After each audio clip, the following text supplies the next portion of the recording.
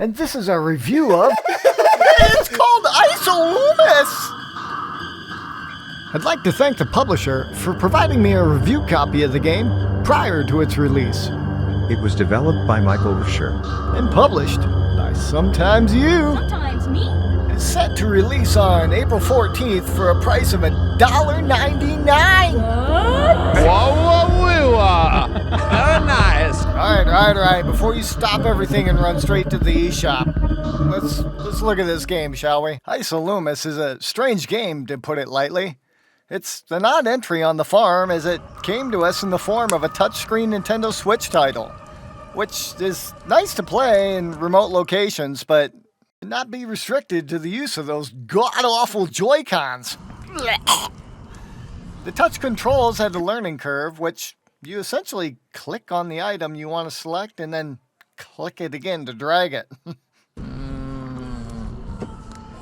This finicky control scheme, paired with the impatient farmer's wife, made for a rather interesting review setup.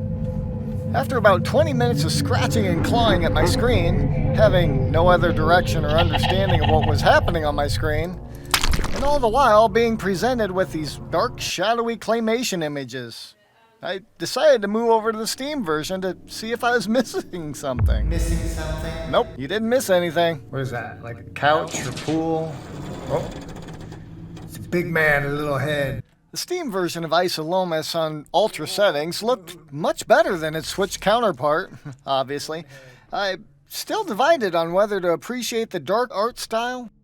This dark art style is reminiscent of art styles that reach as far back as the Renaissance and can be seen influencing Baroque, Post-Impressionism, Surrealism, and today's dark fantasy art styles.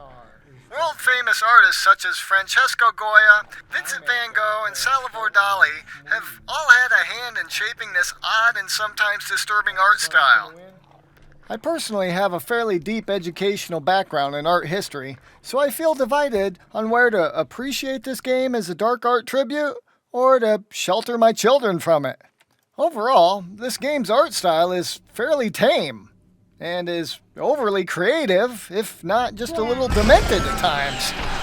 ISOLOMUS is rated T for teen, but definitely edges towards disturbing, with a heavy soundtrack and dark, shadowy figures depicting being crushed and tortured. Get crushed. Much of which I decided to omit from my video due to the wide range of viewers on our channel. I find the Nintendo eShop is quickly becoming the Steam marketplace of the console world, as they tend to offer many of these smaller, lower-priced indie titles and filling up their storefront with edgy Asian anime titles which are not widely accepted by most Western markets.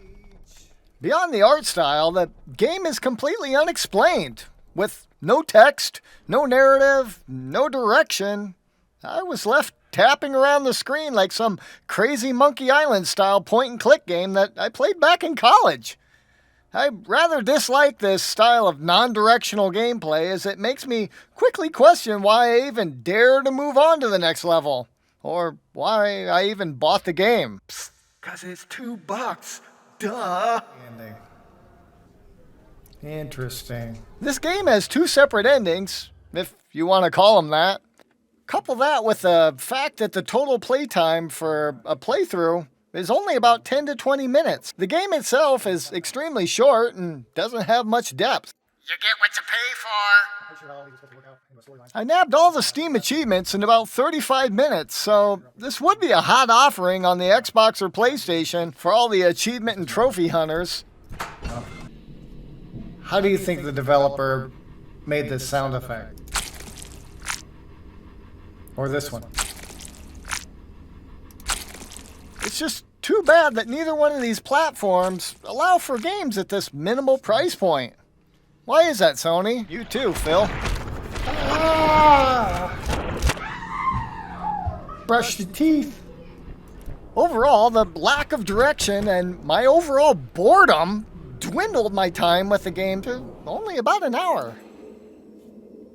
Other than the artistic statement and offering an indie-level stop-motion claymation gaming genre, that's a new one, does ISOLOMUS offer anything worth your time? Not really. So we're graciously offering them 1 bean out of 5 for the eccentric artistic approach to this game.